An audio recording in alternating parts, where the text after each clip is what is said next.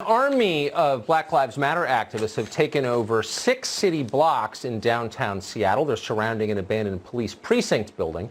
They've given themselves a name, the Capitol Hill Autonomous Zone. That's their new country within the borders of our country. They say they will not leave and disband their new nation until the city's police department is abolished completely. Dan Springer is at the zone in Seattle for us tonight. Dan? I'm on camera. I'm not endangering shit. Yeah, and this is the third night of what can only be described as a complete takeover of a 7-block area of a Seattle neighborhood. And we don't see a single police officer or city official anywhere. So it does appear as if the protesters are digging in for the long haul.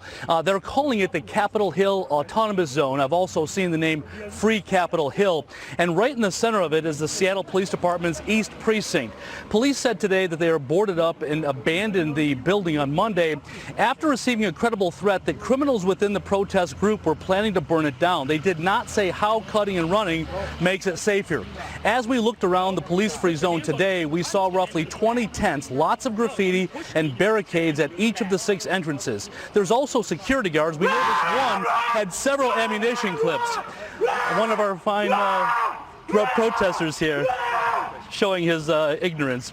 A local station got video of several guards armed with assault rifles. They are asking for identification before letting people in, and police have received reports of the armed guards demanding money from some businesses inside their area. We also saw people passing out food in what they call a no-cop co-op, and they made a long list of demands. We have a full screen, can show you at least some of them. Among them, abolish the Seattle Police Department and the court system, disarm all cops until they are all fired, and abolish youth jails.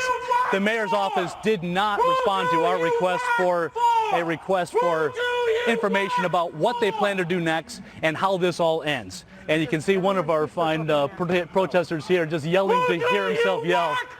Yeah, very good. Okay, so Tucker, we'll send it back to you. Yeah, this is what you're dealing with out here. Be careful, Dan.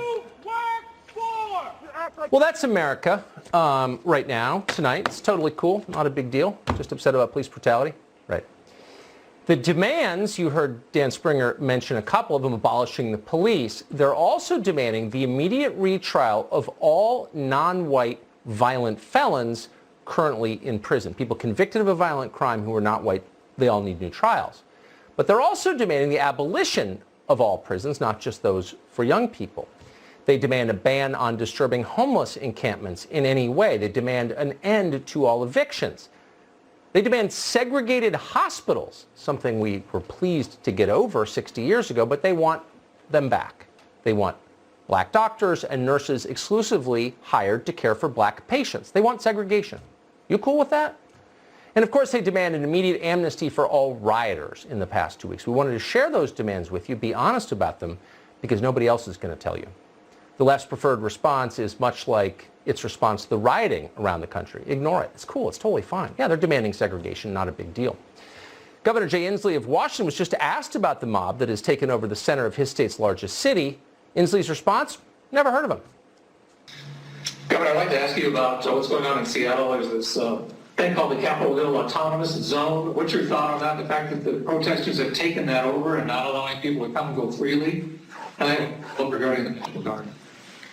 Well, that's news to me, so I'll have to reserve any comment about it. I have not heard anything about that. Yeah, not a big deal. A group of racist lunatics with semi-automatic weapons have created its own country in the middle of your biggest city, but you're not really aware that that's happening, right? So what happens when leaders behave like that? When they're so weak, they can't even criticize lunatics with guns creating a new country in the middle of their biggest city. What do you think it does? It's a message to predators: up your ambition.